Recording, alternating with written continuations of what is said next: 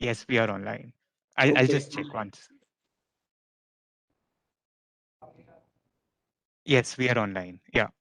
Thank you very much. And my apologies for this late departure. A very nice afternoon to you, dear panelists. A very big thank you for CII to invite us to discuss circular economy today. A very warm welcome to all the participants. I'm Michael Buki. I'm the counselor at the European Union delegation in New Delhi. I'm responsible for business and environment. I'm working very closely with one of our panelists, Dr. Ragnar Hora, who's a team leader on GIZ. But I didn't have the chance to meet the other panelists. So it's a pleasure to be with you today, and I'm grateful for your time and contribution. I'm gonna give you the floor directly for a short presentation, and then we will go to a question if that's okay. Starting with Dr. Arora. So Ragnar, it's a pleasure to see you today. You are the team leader in GIZ for the resource efficiency project that the European Union is funding as part of the EU-India partnership on resource efficiency and circular economy. You are also the team leader for the GIZ Circular Economy Solutions project to prevent marine litter, which is financed by the German Ministry of Environment.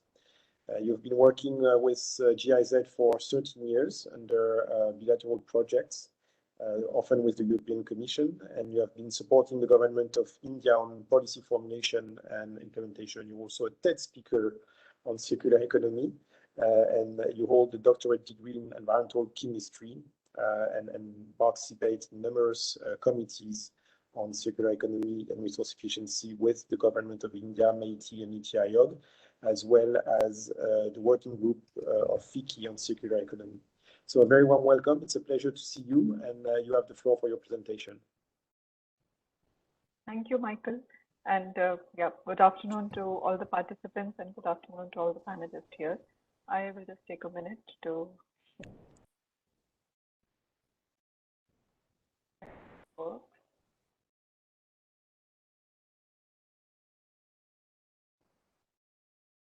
Can you see my screen and can you hear me clearly? Yes, we can. Okay, great. Yeah, so thanks, Michael, for that introduction. So I'm going to talk about the EU Resource Efficiency Initiative just to set the context of what is the interest and what is it that we would like to collaborate.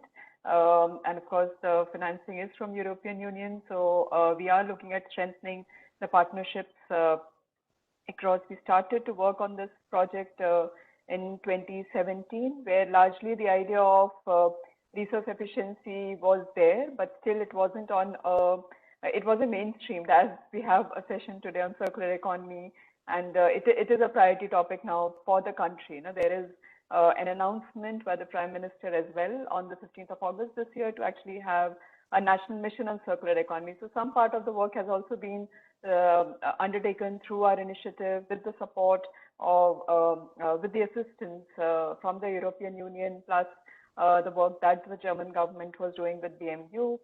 We've also been working very, very closely with our counterparts or with our partners, Ministry of Environment and Forest in India, and also with NITI Aayog, who has actually been able to drive the entire dialogue on circular economy largely through the business transition form and not only just the environmental issues per se. So considering that work, and now there is a EU-India joint partnership signed in last year in the 15th EU-India Summit, where of course there is a lot of discussion around a bilateral need for a bilateral policy dialogue, knowledge exchange, financing instrument, moving from policy to practice and research and innovation.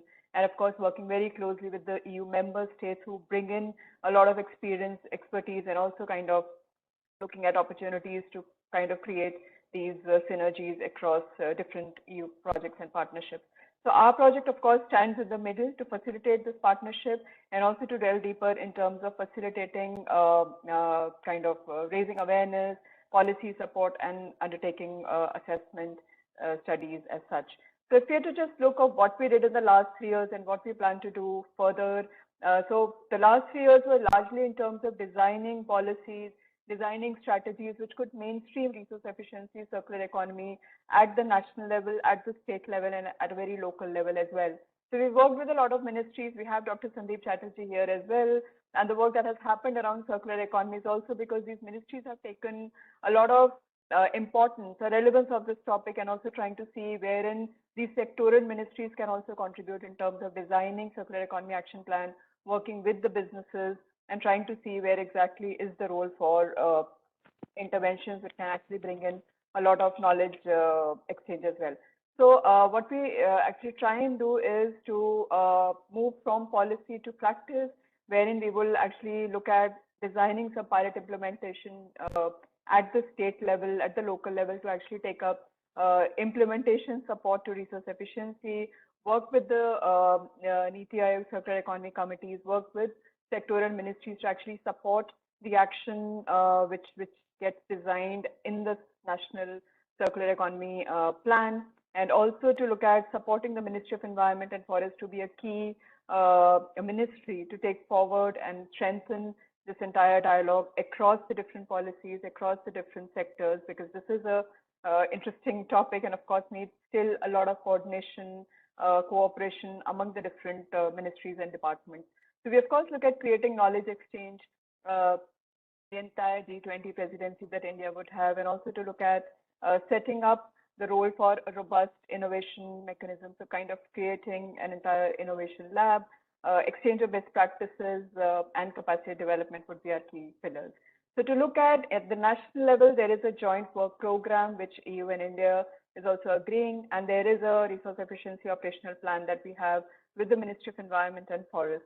So we would actually look at, as I mentioned, policy development, strengthen support to the RE cell, and provide support to the sectoral ministries by designing tools, by looking at the processes, by designing or supporting these action plans through kind of interventions which can actually make the transition much more explicit and showcase the progress around that space.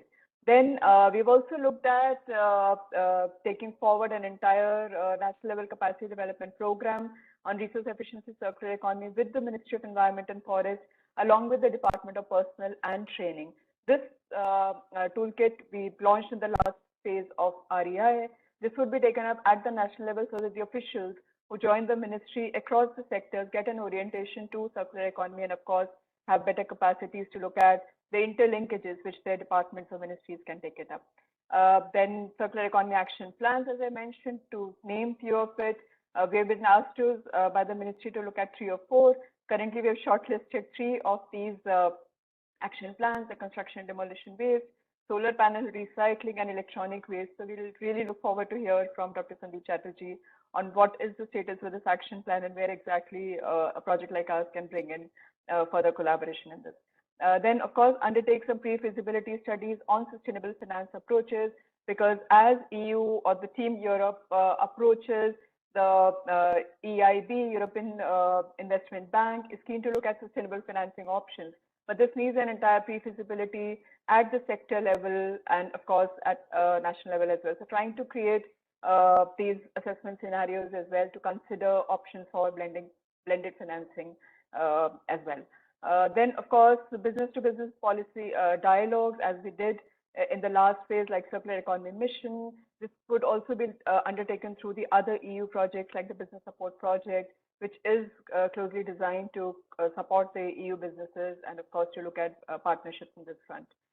Knowledge exchange through BAT, REF techniques, and, of course, looking at the role of CII-ITC, DIN, and other agencies in India to look at standardization and labeling, because this would be one of the key things which would come across the sectors once this action plan with the ministries or with NITI Aayog are released. And this is where we feel that we as a project could bring a lot of knowledge and know-how. To look at measures or pilot measures, as I mentioned, we are actually looking at, since we were involved in the Goa strategy on resource efficiency, where marine litter, sustainable tourism were the ideas. We've actually looked at, considering the impact of the pandemic, tourism is anyways badly hit in Goa. So we actually kind of shortlisted to take forward recommendations on marine litter. And this is where we'll actually look at doing upcycling of the discarded fishing nets, which actually makes one of the major components as ghost nets into the coastal ecosystem. So we're working with a key partner, Terry, to actually take up this role, working with the local fishermen community and design innovative models across this pilot measure here. The other measure is with EU SME, which is called Ecor, and this is a Netherlands-based EU company who is in the process of setting up an entire material value chain for utilizing the crop residue in the country. So they've actually done a lot of research with the crop residue available in Andhra with their local partners, and there is a model which has been set up, but now they would like to just set up these kind of circular economy collection centers, and we would be keen to actually support this model to actually strengthen assessment, to integrate the local community together with this company, and also to see the role for other EU businesses who can actually take up this entire material, the panels which are made out of the agro residue. This we will try in the southern part of the country, but considering that the northern part of India is every year was quite impacted by the air pollution, we are also keen to promote or look at supporting this company to actually take up one measure for areas near Delhi, NCR as well, so that we can actually set up the entire channelization mechanism to reduce the burning of this crop residue. The third measure is very, very interesting. This is a small startup and innovator, and I'm sure Amar might talk about it from Adelphi. So this is actually one of the startups who applied for the hackathon, which we organized last year, and it's called Earth Tattva, and they make products out of the ceramic waste. If you look at the C&D waste, so ceramic waste is one of the components which is actually very less utilized, considering that it's very complex and also comes with a lot of mix. So he's actually trying to make products out of the fired ceramic waste, which is now to be supported further to actually look at strengthening the business plan, roll out a marketing strategy, and of course undertakes LCAs, which can actually support the entire uptake in the market. We're also looking at certifying these products because many a times upcycled products do face issues in terms of market penetration and certification issues. So trying to see where exactly we can connect again the role of EU company or an Indian company to provide a green certificate to this product. Innovation is one of the key aspects, and this was also mentioned in the draft RE policy. So we are just kind of looking at supporting setting up a circular economy innovation lab, wherein we would like to showcase innovative practices and of course connect it to a cradle-to-cradle lab in Berlin to showcase solutions and also create and incubate the ideas around circular economy innovation in India. So of course, I think Michael had one of the questions on learning. So there is a lot of opportunity when it comes to collaboration between India and EU. And of course, one of the things which has also been discussed with these committees that has been formed with NITI Aayog is to look at the entire harmonizing trade, especially with secondary raw materials, and enabling that entire industrial symbiosis when it comes to high priority sectors like packaging, electronics, metals like steel and aluminum, so that these international supply chains, which has been affected by the pandemic, also becomes kind of more robust and cover the entire life cycle perspective. Similarly, information platform sharing systems, the entire role for enhancing alignment of REC criteria in standards and eco labels. That's one of the key areas as well for collaboration, and looking at innovative approaches. Like I mentioned the example of the innovation lab that we are keen to set up. The other bit is also the G20 presidency with India. There was a BRICS summit just a few days back, wherein a very interesting output has emerged out of this, considering that resource efficiency circular economy is part of the BRICS nation when it comes to systematic knowledge exchange and kind of creating an entire innovation hub in India.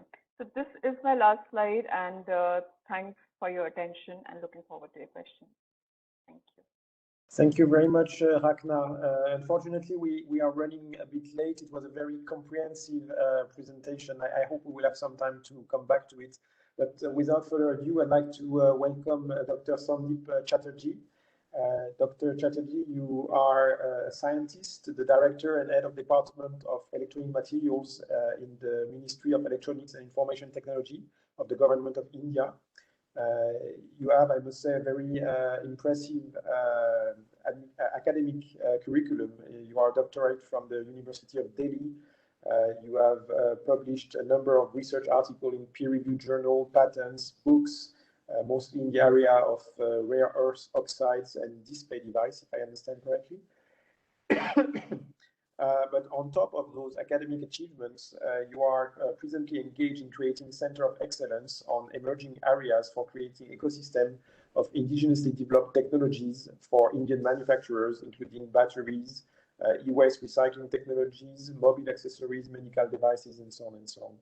It's a pleasure to have you with us, and building on the last slides from Dr. Arora, I would like to ask you to take the floor and talk to us about how the government of India sees the role and the need for partnership as a tool for enabling the circular economy transition, in particular as regards the development of new skills. You have the floor, Doctor. Thank you, Dr. Michael. I'm audible? Yes. Please. Thank you. This is my pleasure to discuss some of the initiative from our Ministry of Electronics and IT, where GIJ team and REU team also closely interacting for last few years. So I'll be showing some of the development. As you know that our country is developing with in this economic growth. We have already generated almost 3.23 million metric ton of electronic waste by international study. And key drivers are Digital India mission of the Government of India, and consumption of electrical and e-products are also growing. By 2023 will reach by 400 billions dollars of US dollars of electronics. So we require to decide now whether we'll be continuing the linear mode or we have to go in a circular mode. So the discussion was going on in different forum with NITI Aayog. Different committee has started preparing different type of reports. But we should mention some of the key challenge in our country where we require some special type of attention. Like our recycling business is very complex here. We have a presence of vast informal sectors. Technology and machines are also expensive, so people are trying to have a easy way of recycling it, or material leakage is very prevalent in our country.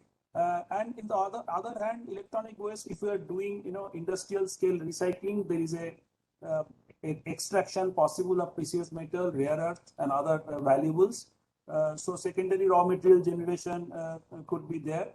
Then creating the state-of-art recycling infrastructure, integrating the formal and informal. This is also another area activity we should concentrate. Improve the resource efficiency and circular economy.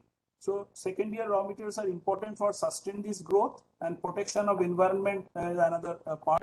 Already it will be availed if you are going to the circular economy mode. And in this entire game of recycling in industrial scale, surely generate a huge employment in this country and socio-economic benefits also.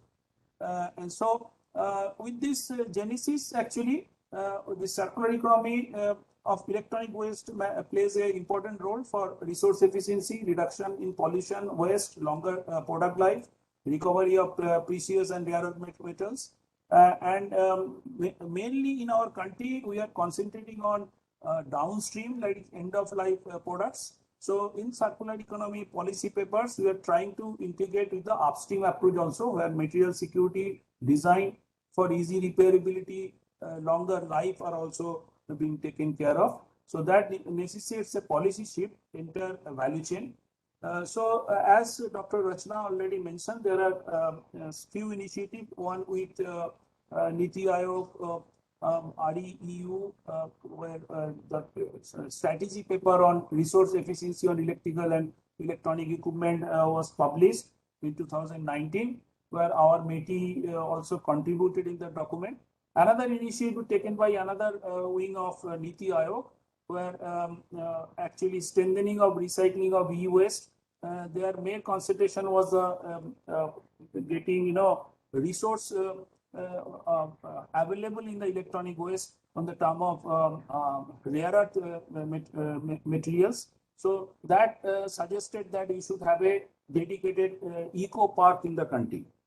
Now, EPR, if you are discussing, as I mentioned, design of environment, restriction of hazardous component, and designing the product is missing in our country. Information-based instrument is also not there in the robust way, like public awareness, reporting the equipment, labeling, products and component, waste separation and information is also not foolproof. Economic and market-based instrument like deposit refund scheme, advance deposit fees are also not there. Regulation, standard, monitoring is also inadequate. Promoting innovation and recycling technology, our ministry has started a few initiatives. I'll be showing some slide, but this is also require a push. So in order to create a policy document, we have an extensive discussion with industry association, industry bodies, government, state governments, R&D organization. Some bullet point comes, this informal offers a higher price, costing environment, issues of compliance, cost, auction, regulation, technology, machineries are expensive, industrial park required for waste processing. These are all some of the main, inputs we receive from all those stakeholders meet. So this is the one slide showing how world is doing. Right to repair is one of the policy instrument is available in USA. Now European Union is also adapted that. So that is ensuring or giving power to the consumer how long the product they want to use. Now it is with the OEM. Now recycling standards are there, SENLEC, global recycle standard, ISO R2. So eco-labeling and green stickers are also there. Circular economy indicators are there. Green public procurement is another instrument. Green designs are there, where plant obsolescence, software doping, technical lock. These are the things can be addressed through this R2R. So these are some of the learning from global best practices. So this opportunity we can avail if you are adapting the circular economy, that social, economic, and environment, and which will actually, it will reduce the resource conflict, benefit consumer, available of better products, and enhance the livelihood. In economic, we can urban mining of e-waste, promote the resource security, making available of critical resource material, and manufacture and creating job. Environment, to reduce the waste generation, pollution, recovery of secondary raw material, reduce environmental burden. This was already included in one of our policy document of electronic policy in 2019. So this is a vision of circular economy, manufacturing, use, end of life, and sourcing. So design should be such that entire ecosystem can be facilitated one process to the other, so that after sustainable use of that material, it can come back to the design stage. So entire cycle may not be possible in our country, because mostly it is a assembly company. So components and other parts are coming from other Asian countries. But if you can strengthen some of the part of this circle, so this will be also a big step towards the circular economy. These are all policy instruments available globally. The voluntary environmental agreement, information-based strategy, green public procurement, coverage of e-waste category. Presently, we have 21 products. We are interested to enhance that list, just like European Union is more than 600 products. If your targets are there, can you change it to the recycling target instead of collection target? Digital system for submission reporting, tracking evaluating the implementation rule, and standard across the US value chain, cost of compliance, graded penalty. These are all some of the outcome of stakeholder discussion. With those whole discussion, we have found the key recommendation on 7 verticals: raw material, secondary raw material to be tracked, and as per the demand of the critical raw material, sampling lab, guidelines for the secondary raw material sourcing and extraction of technology, product design, manufacturing, eco-design and skill building should be promoted. Resource efficiency, circular economy, leveling, public awareness, these are the things should be focused for the consumption stage. Green public procurement is also one of the important policy instrument we are adopting. Collection system, there are requirement of state pollution control boards, training, digital e-waste management, inventory in the proper term, dismantling and recycling, recovery target, technology, eco park, and post end of life, we are trying to engage for center this circular economy standard, encouraging the secondary raw material uses for the manufacturers. So these are all some of the steps. This is the action plan we are trying to concentrate. It is a proposal for sustainable product policy. We can come up green skill development, green public procurement, tracking of secondary raw material, institutional arrangement to track the critical raw material, setting up of material sampling lab, secondary raw materials and manufacturing. We can think of some providing some incentive wise to future manufacturing investment like PLI type of scheme to rate the better C rating company can be given that subsidy, adopting the international harmonized resource efficiency and circular economy. These are all some of the standard like EU standard of CII-ITC. These are the our approach for conversion of circular in linear economy to circular economy on the electronic waste vertical. Now, some of the slides are showing what we have already done without the policy also. The pan-India awareness we have created. 31 states of the country has been touch base. This program was going on from 2015 to 2020. Multi-stakeholder presence was there, and GIZ has done the third-party,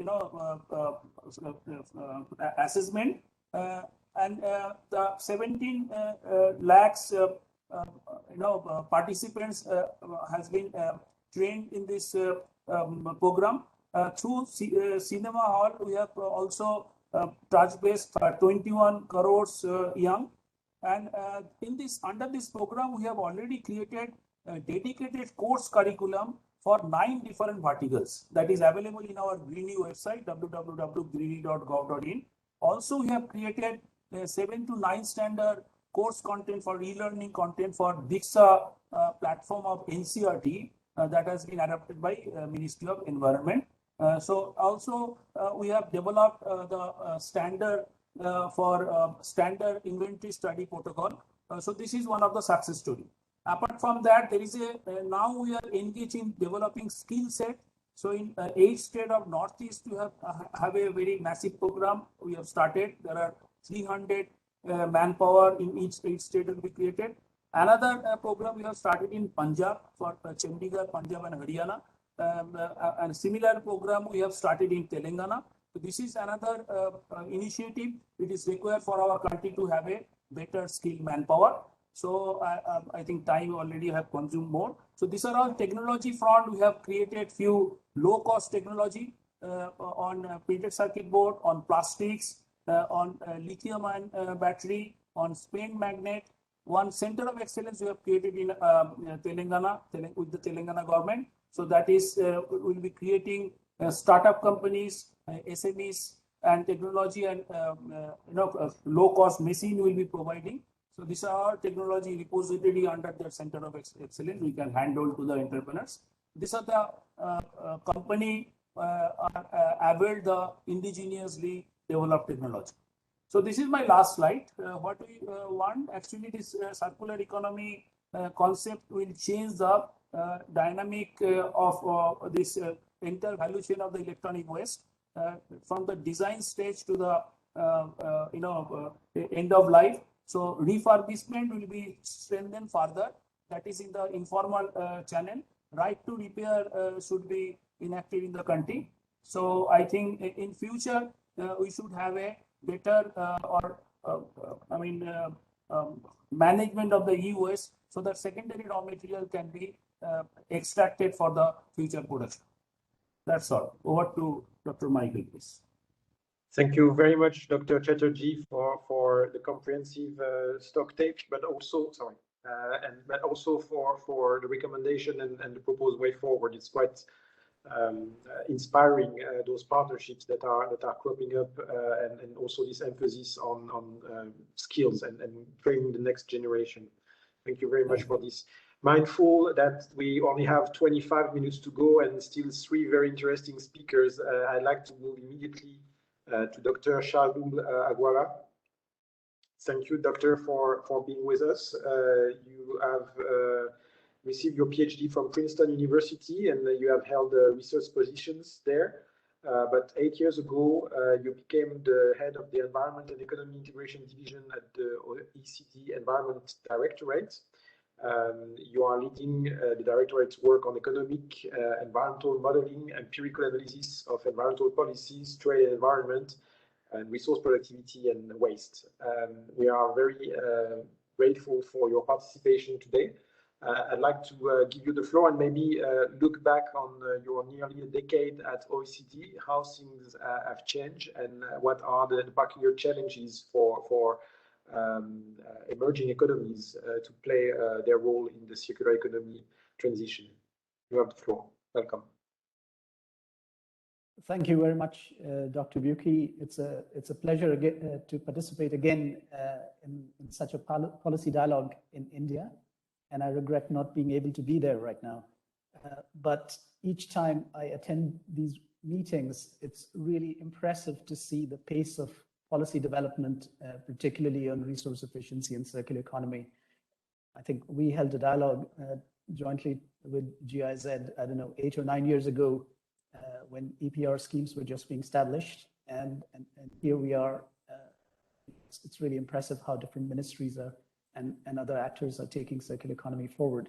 So just by way of introduction, at the OECD, we've been working on initially waste management, then resource efficiency, and then circular economy for about 3 decades. And the core of our expertise was initially on economic instruments, largely internalizing the environmental costs to improve circularity and also waste management.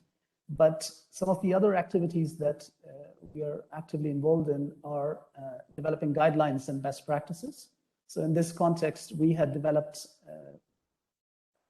guidelines on extended producer responsibility schemes in early 2000s, and then we updated them about 6 or 7 years ago. And those guidelines have been very helpful in both OECD and emerging economies in setting up EPR schemes. Currently, we are engaged in a number of bilateral cooperation projects, largely with EU countries, but also with emerging economies, Chile, South Africa included, to develop national circular economy strategies and implementation plans. We also do a lot of environment economy modeling.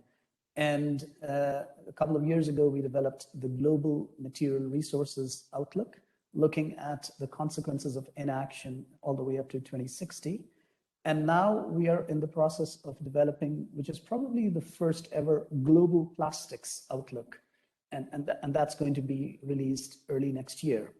And finally, over the last couple of years, we've been working at the interface of trade and circular economy.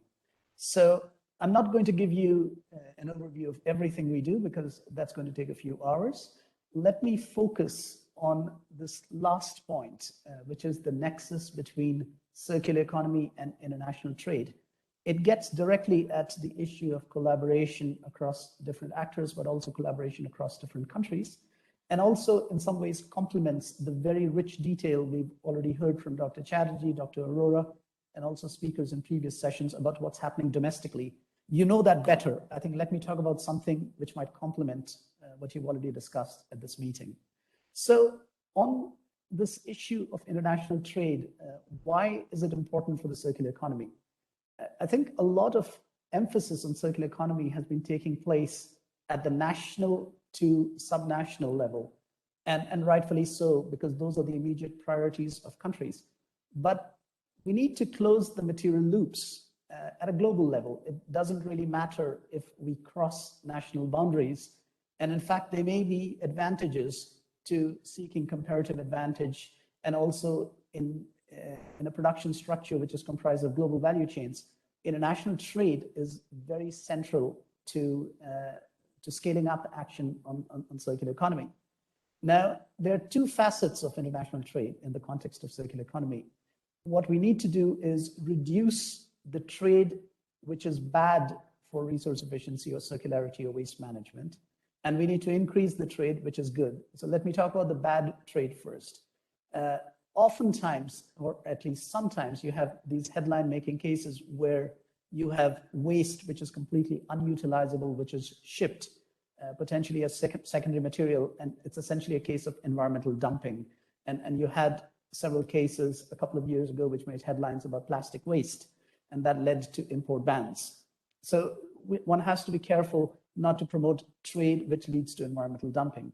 But at the same time, different countries have different comparative advantages, both in terms of access to different raw materials, but also in terms of skills and capacity. So for example, some countries might have a comparative advantage in recycling and therefore lower costs. And we need to profit from that if we need to transition towards a circular economy.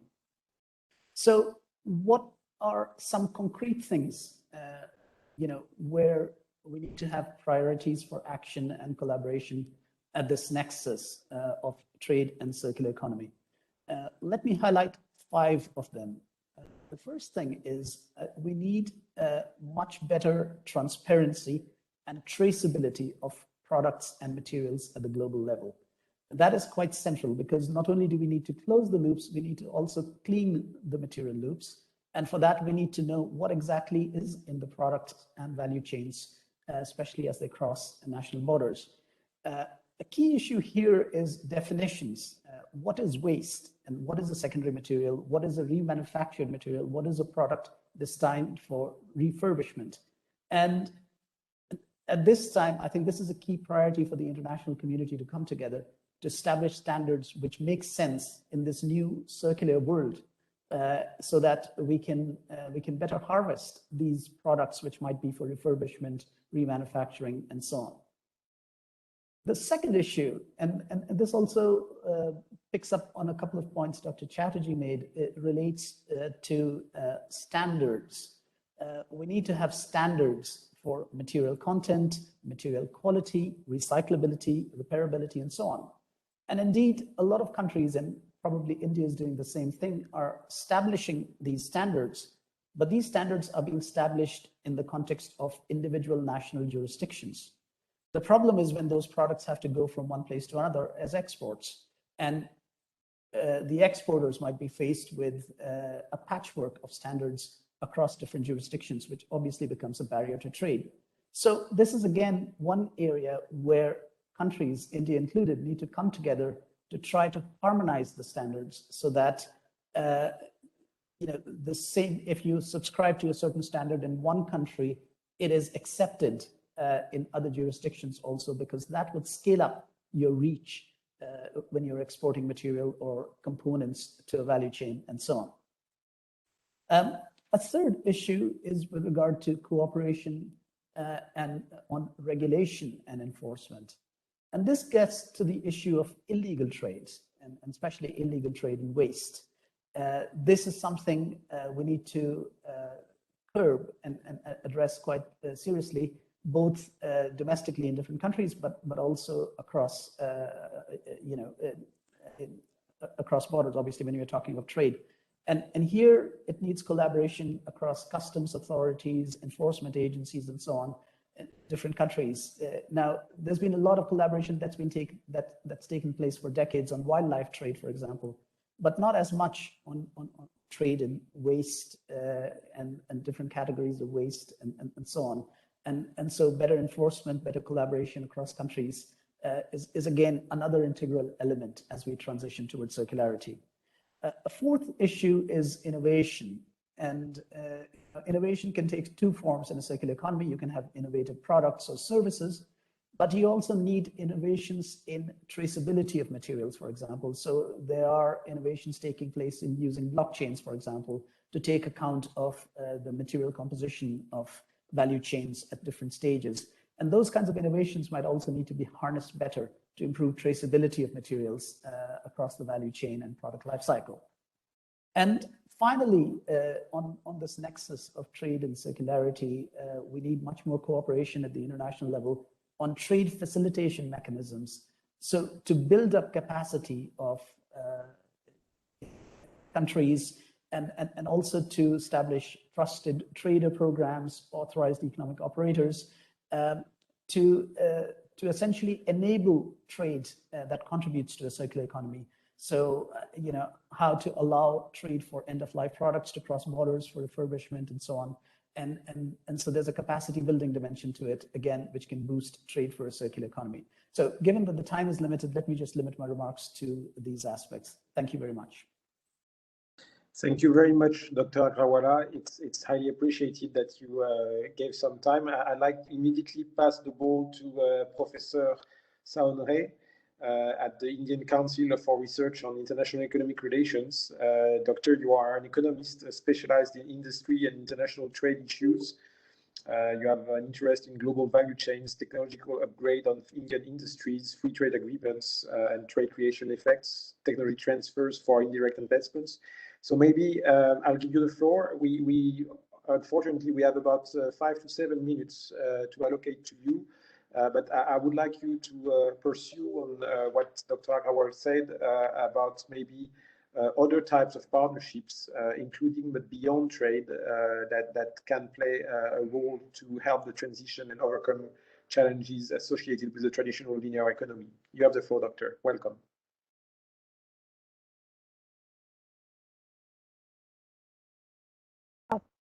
Thank you, Mr. Boki, for the introduction. And I'll be brief because the time is short. I think a lot of things have been said by Dr.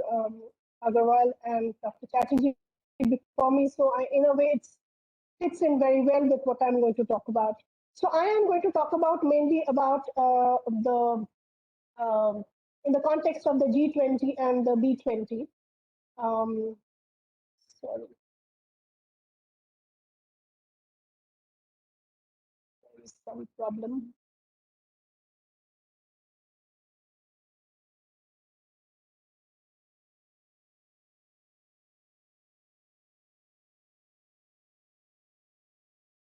I am not being able to go to the next slide.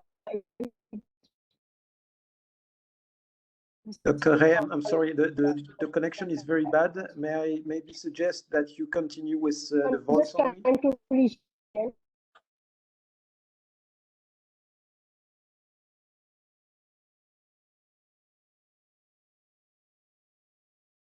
Yeah. Sure.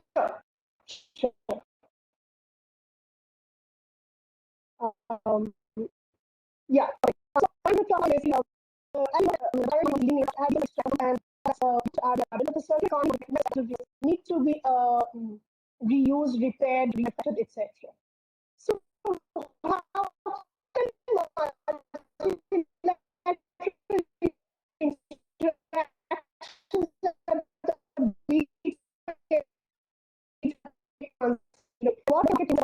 circular economy. Now, the research has been on the G20 agenda since 2017, and G20 countries account for about 75% of global materials and 80% of greenhouse gas emissions. Research productivity has been in the past years, but it is still not. What is needed in materials trade for energy efficiency as well as to close the material loop and sustainable material management, as Dr. Agrawal also mentioned. Now, the question is that things have been done at the national and the sub-national level, but is there need or a rationale for a common G20 policy, and that is what I explored. Now, of course, international coordination and cooperation with but what is also needed is support to business in the value chain management efforts towards resource efficiency and alleviate the barriers to trade and investment in environmental goods and services to ensure the diffusion of best technologies. There is need, of course, for harmonization of environmental labels and information sources and data, improved data indicators and accounts on resource efficiency and waste.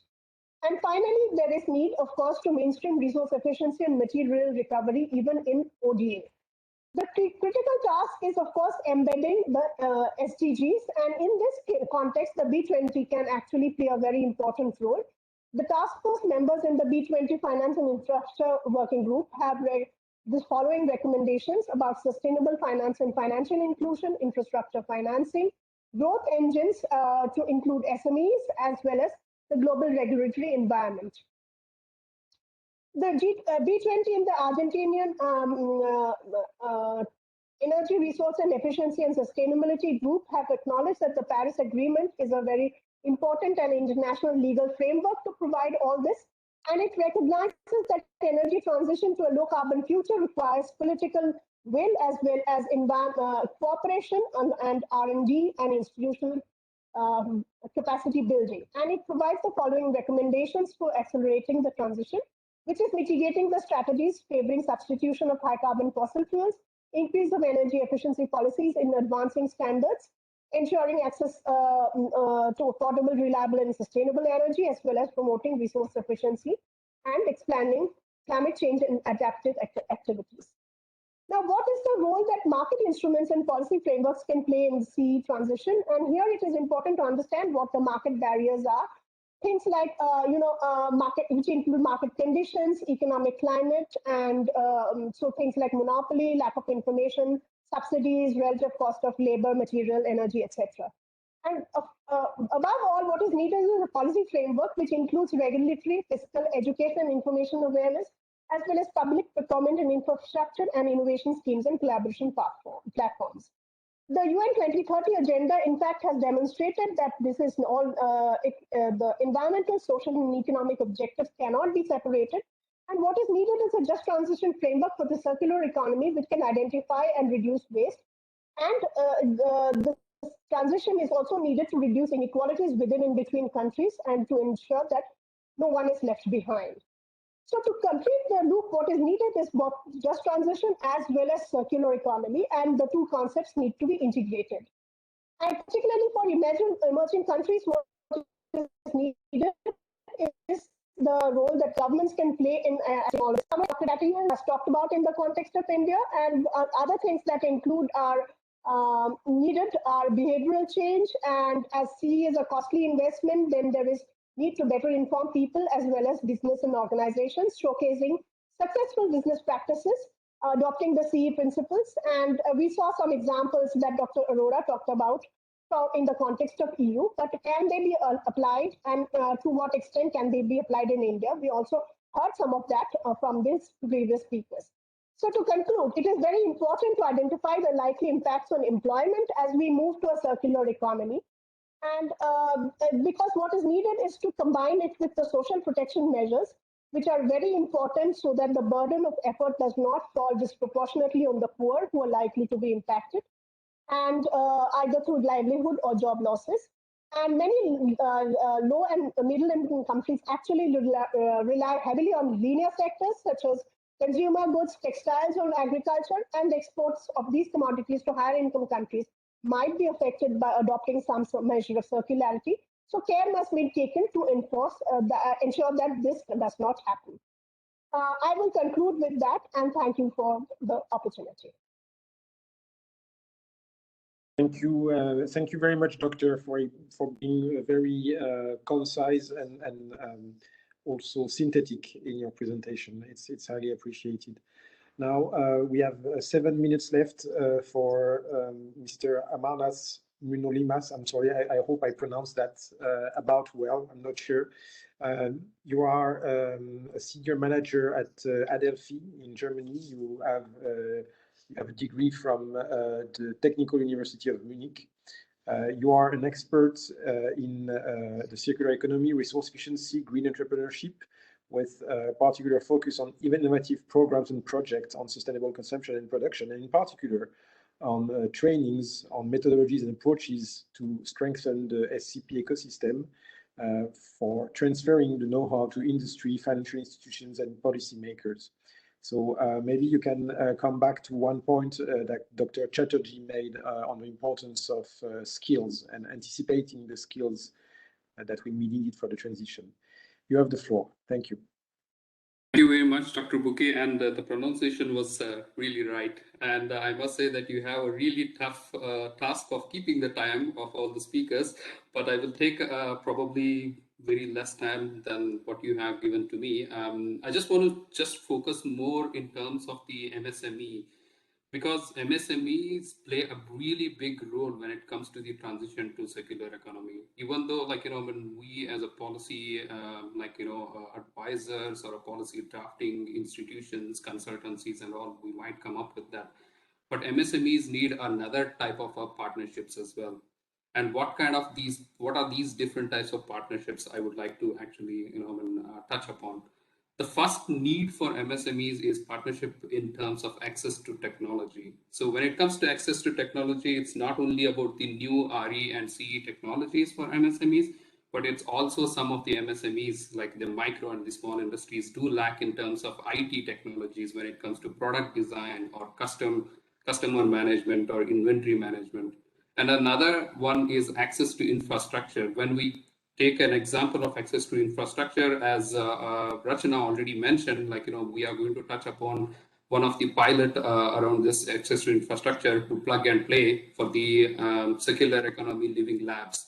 We are going to be partnering with some of the European living labs, for example, Cradle to Cradle, to come up with these kind of a plug and play circular economy labs. But also, infrastructure means also in terms of access to the R&D centers, incubators, also the product prototyping and testing laboratories and all these things. And another one is access to finance. I think I don't want to talk about it because there are so many panels which happened on this access to finance. But just one point which I would like to highlight is from EU REI, we will be also touching upon from this EU REI second phase of a project, we'll be also touching upon building the capacities of financial institutions in terms of coming up with different financial product prototypes as well when it comes to circular economy and RE investments. And access to supportive regulatory frameworks.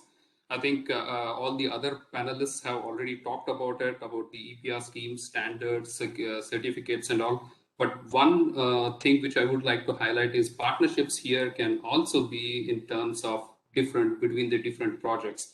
For example, GIZ Marine Litter project is also focusing in India and on the marine litter.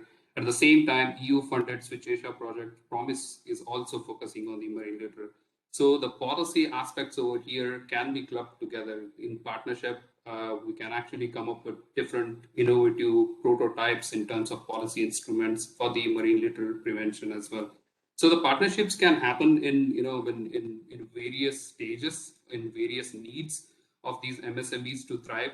And the last point, which is the important point, which Dr. Bouquet, you have talked, is about skill development and the capacity building. So I would definitely say that, in terms of skill development and capacity building, it's not only the capacity building and the skill development of the entrepreneurs or the enterprises, but also the different stakeholders. So different stakeholders when it comes to financial institutions, when it comes to the technical consultancies, and also when it comes to the policymakers. Plus, even if we want to add, we can also add the associations, industry associations as well when it comes to the skill development. Because I would like to end my words, I would say there are 2 minutes, but maybe in 30 seconds, is that in general, we have already come through this transition to resource efficiency, but how we move from resource efficient to circular economy.